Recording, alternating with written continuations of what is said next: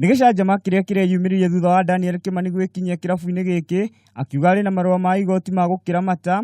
Kimani akiuga we nĩwe mũrũgamĩrĩri wa kĩrabu gĩkĩ thutha wake kwĩgwatĩra marũa ma igoti na kũrũmĩrĩra rĩtwa rĩake kweherio ũramati-inĩ wakĩo nĩ arũgamĩrĩri acio angĩ. The director of the bodies, I have a court order here that have asked me to run the operations of this company and also has allowed me to manage the finance of the company, being a majority shareholder. Kimani nĩ augĩte eheririo kĩahinya ta mũrũgamĩrĩri wa kĩrabu gĩkĩ nĩ mũtumia wake. It is a change of directorship that was done fraudulently. Hĩndĩ ya gĩthagathago gĩkĩ Kimani nĩ arahingire mĩrango yothe ya kĩrabu akiuga arahũthĩra watho wa igoti.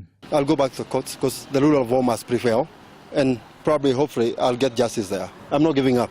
I'm not giving up. Everyone knows I have built this place.